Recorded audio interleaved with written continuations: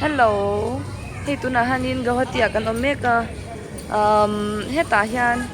frozen planet akan kalona tuna hmuna kan oma iki taki chang zokin karon tilangang ka vlog khacha ron vlog katum lawa ma se kan ron tilen no don ni frozen planet akan kaldon achungan wam don minlo thlir zel don ya ei thil te kan ei ve phot dona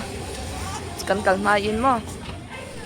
ne frozen planet he ya thar ve deuh le kan ya na ke na nai zo ka tangin kalola hey apon po an be nuam khot me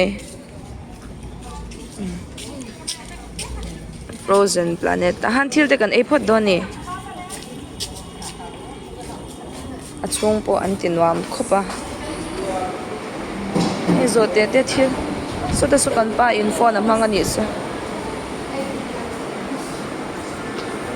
nuam duai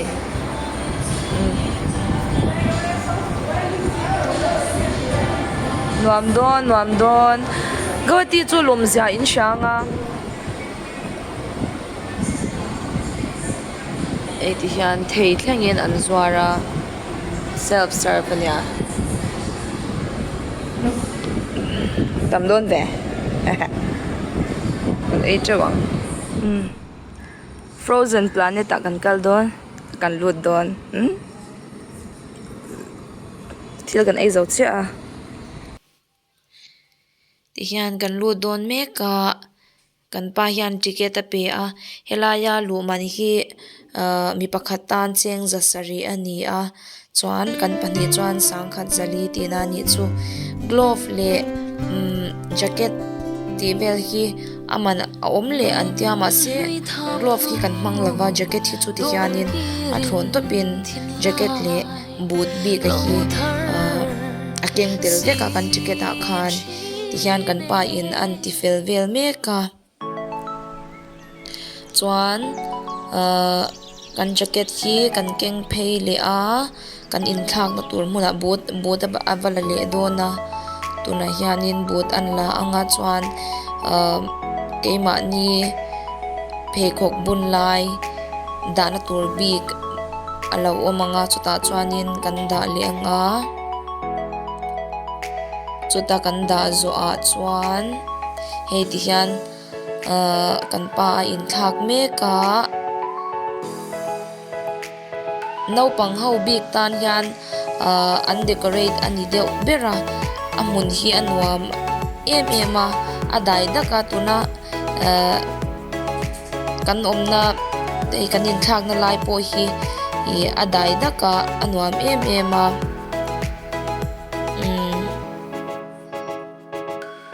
jacket po hi alum chaphian ani kan pa eroi ki chu ki kor bol lo ha a chunga tak chuanin vota ti ang ren khop mai in local ve don ani chuanin frozen planet in kal ve don ni chuan ki kor bol hak chu a hak chi lo khopang ma se pon tan chuanin pon ero ka chu alum em awang khan khami ka kan lo ngai to kim lutuk lawa to na kan kalna tora takhi chuanin ki kor tlon hak afu khop mai ti hian a chunga kan lut ta a vur tak a ang ve ang reng khopa han khoi vel pu in a vot hik ema in fiam na chang a oma naupang bik tan han siam han ti ila adik deuh berin ka ringa an cheidan vela hi mitati tlai em ani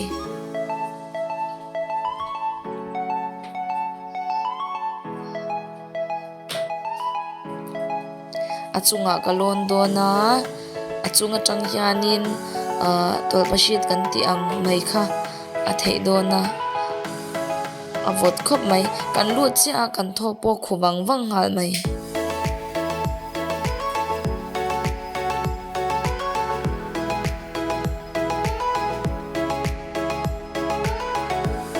helai hianin kalau shimai lova man tur lo oma pase kapur to lutuk nge ni alang to pin ka keima ke kor lang to pin kan tol ringot maya avot chapiana glove kan mang lo hi apoi bera ma se engtin ma chu tiangin kan kut a om man lem lo ma se kut long to pa han tor tan ka chuanin tlemin a shom ve deu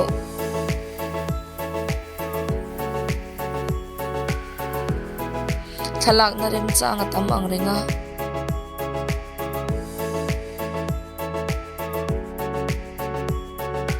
nuam ve khop mai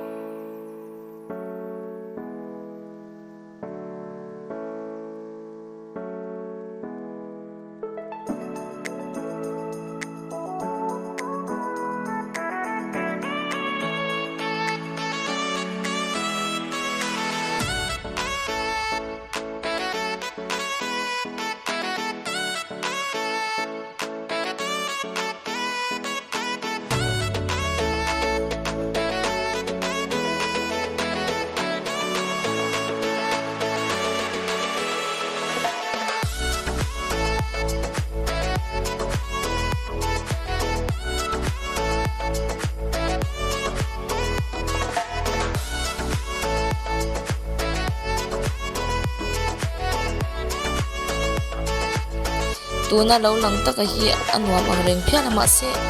i soile soinu anal ang reng khop ani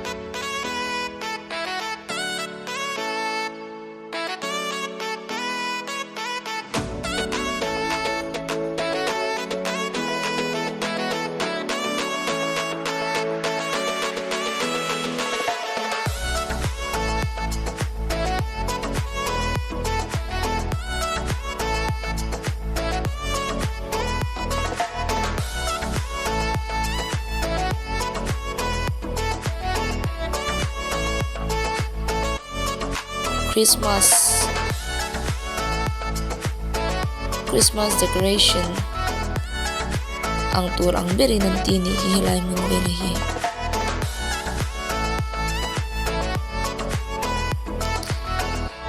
azal zo nga alandan chu ti hian ani skate na tura omboka abul chi ayan hei dolphin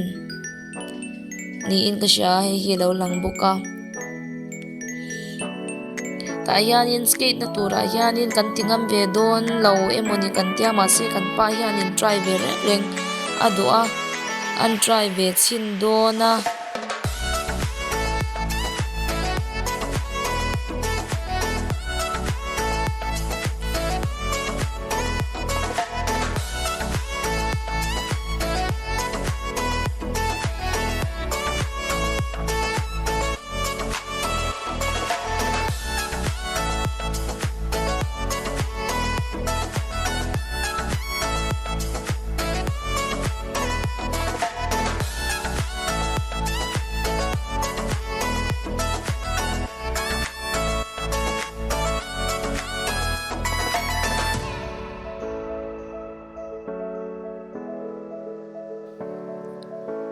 hei ti hian pheikhawk te an in bun tir ve chawt chawta a bun tok a lo awm hlawa an han in bun tira ma se an lo gai thavak lo deuh aniang a pei rei lo ang reng khop mai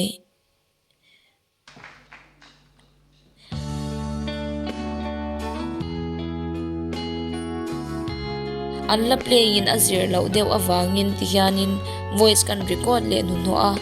YouTube lama problem om the don awangin la hi an play ve renga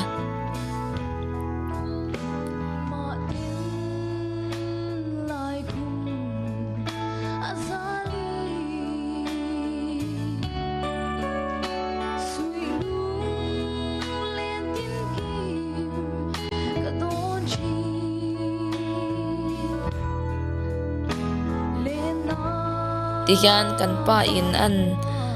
tivel dona alo to sa te hi chuan an ne so ang reng khop mai ama se ya du tok ma khop mai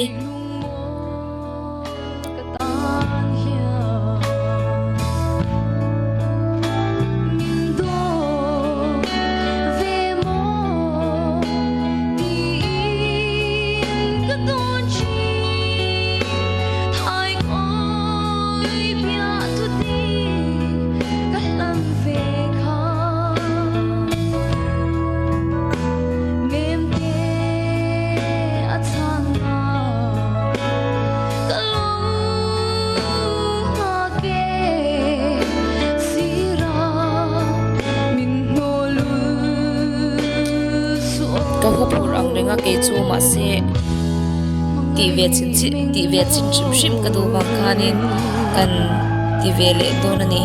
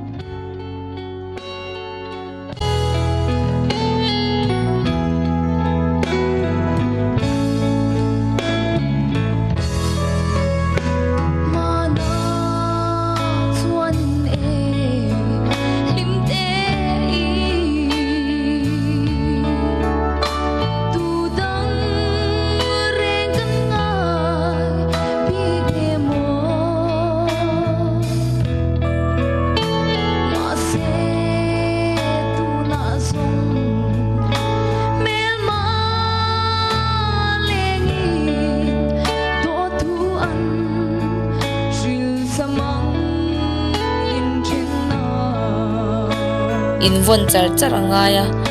heta takian ania glove apoi mo le zwana chu asirami areling zong zong hi afot hi ema chu wang chwani ne hi kan von lo the buk si lawa kan tluang ti lo om buk si heta takian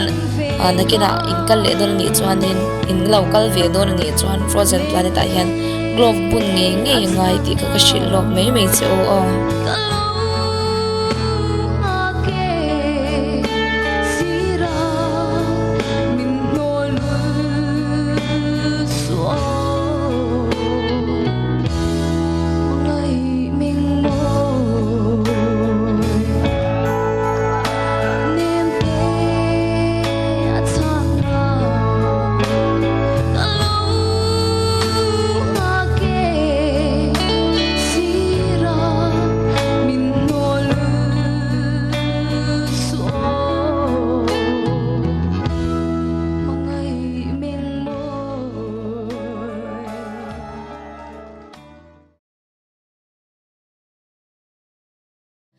Dung siar den thang len ko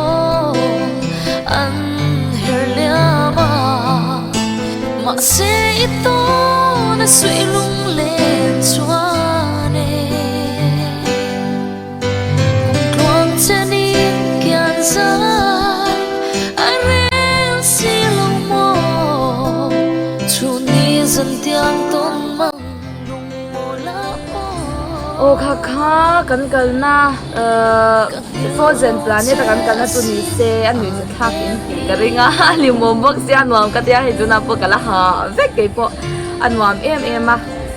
chuanin anakin amun dang ka kal na te kalau tilang le ze lang min lau thir tu zong zong te bye bye vek u na tu na